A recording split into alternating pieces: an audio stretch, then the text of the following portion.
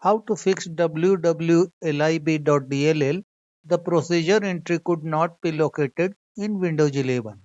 Hello friends.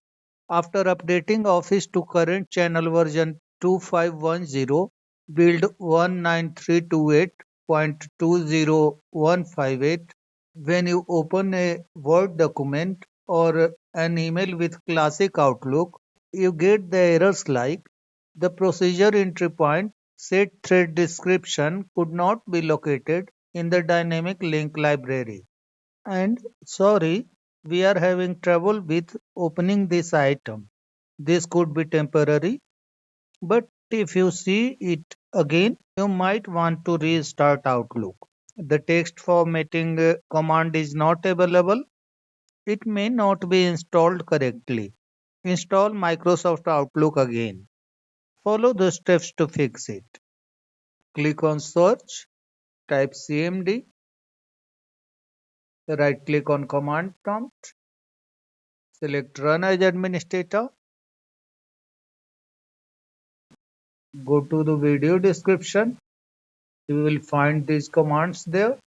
Run these two lines of commands one by one. Copy the first line,